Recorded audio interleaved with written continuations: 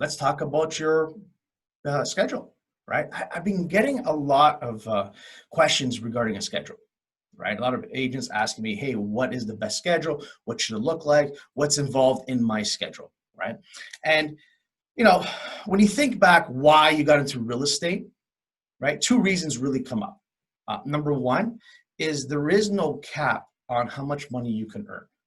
If you're a go-getter and you're out there hustling, there is no cap. You can easily make six figures, and in some cases, even seven figures, which is crazy, right? So you can earn a lot of money in real estate. And that's a big reason why people get into real estate. Another reason why they get into real estate is freedom. There is no boss. Really, there is no boss. I mean, you are an independent contractor, so you are your own boss, right? And being able to come and go as you please, having the flexibility to move around, to go wherever you want to go, that is very appealing to many people.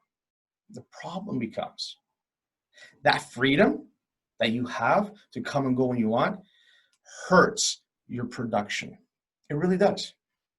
And, I look at the market that I'm in right now. I'm in the greater Toronto area.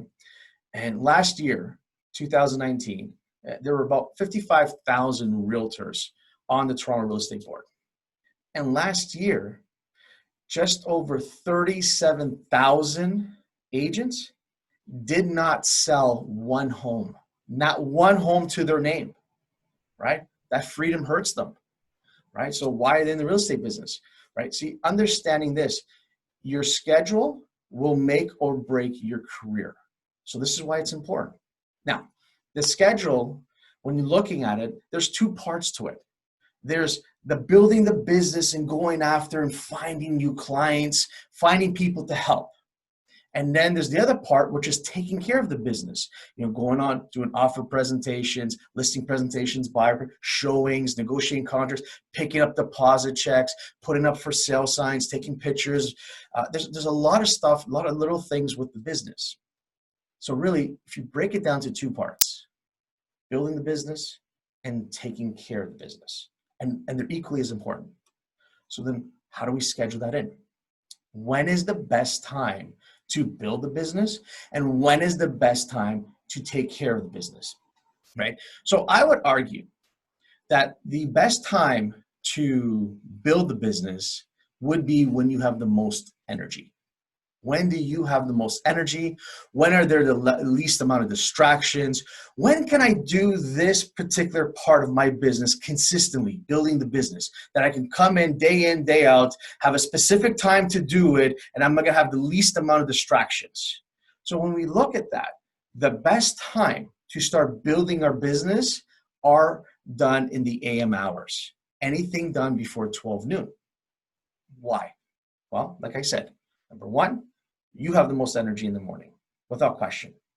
Number two, you have less distractions from the general public. I mean, to be honest with you, most people think, most of the general public, and I'm sad to say, think that you don't come to the office until maybe 10, 11 o'clock, 10:30 maybe, right? Like that's when you enter the office, right? And you know that you're a go-getter and you're a powerful agent. You don't do that. You get in the office early, knowing full well that you have less distractions. So when can we consistently generate new business, find new business?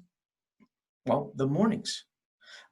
Also, think of it this one. When you're connecting with people, generally speaking, the general public is in a better mood than they would be after coming home after work, dealing with traffic, dealing with the day, right? So you want to set yourself up for success. And that would be setting a time in the morning to generate and build that business for yourself, okay? After 12 noon, everything else, picking up deposit checks, negotiating offers, going on listing appointments, going on buyer appointments, showings, that should all be done in the afternoon. So then what's left? What's that morning routine? What's that build a business activities? So write these down. Building a business activities would be stuff like prospecting, picking up the phone, seeing people, texting, emailing, conversations. It's all about generating that lead, having conversations with people, talking to people about the idea of buying or selling a home, right? It's having those conversations.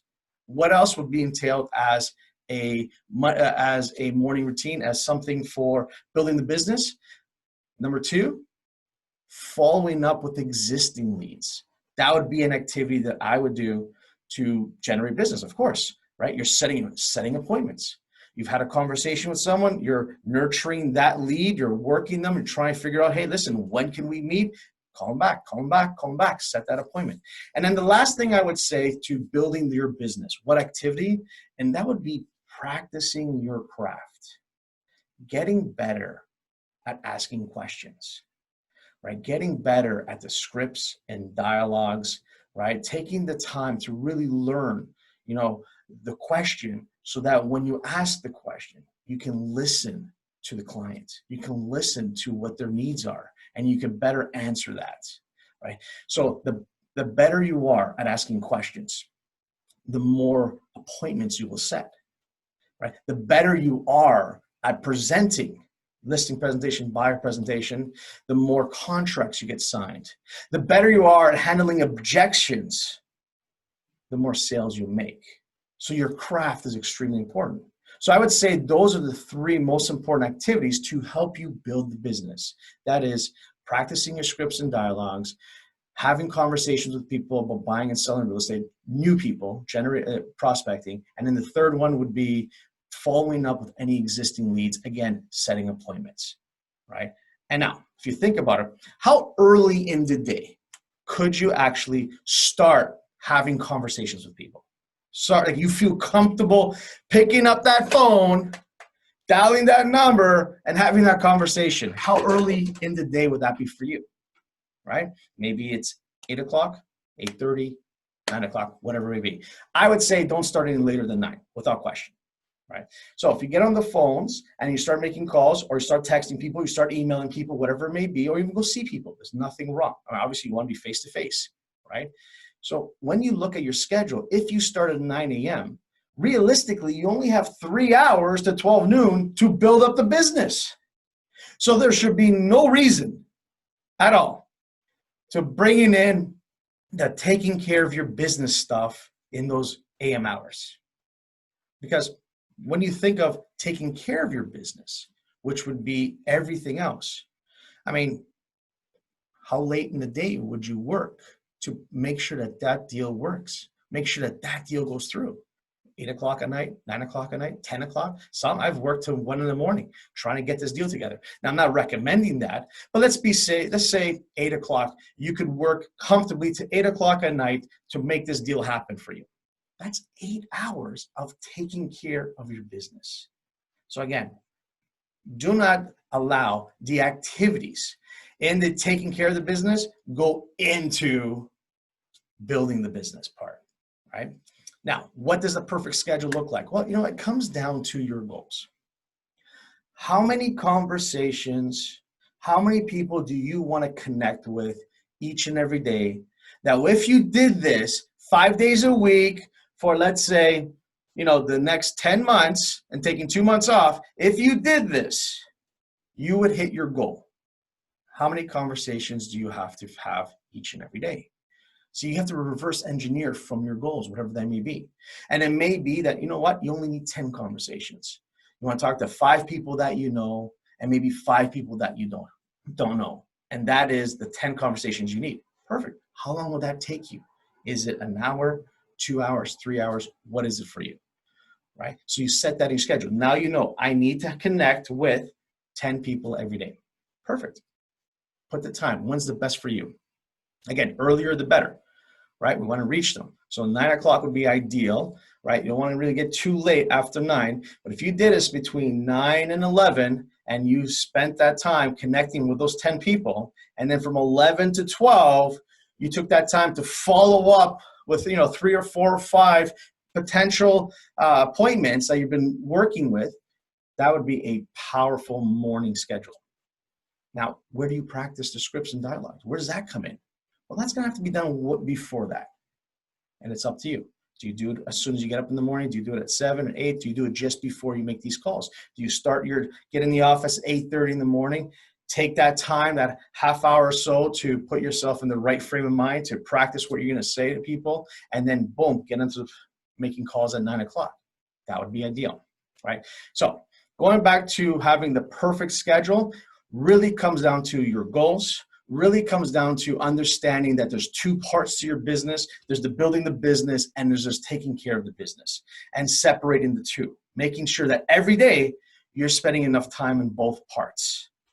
And then it's taking the time to really understand, why are you asking questions like this?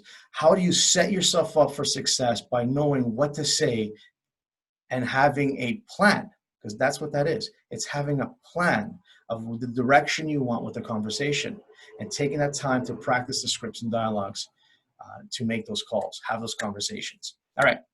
Now, if I was to add a couple other pieces to that, I would definitely get up early. I would definitely exercise, and I would definitely eat a healthy breakfast, right? And get into the office early. Now, when I say exercise, I don't mean you have to go do a P90X workout. That's not what I'm talking about at all. I mean, if you just got up and did some stretches, if you got up and walked the dog, moved around, got the blood flowing, that would be key.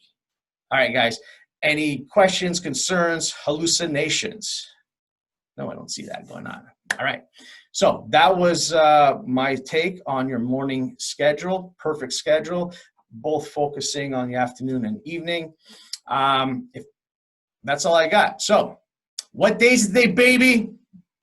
It's a money-making day. That's right. If you're on this call, it's a money-making day for you. So who do you have to talk to? How do you set yourself up for success? Have a powerful day. I'll talk to you guys real soon.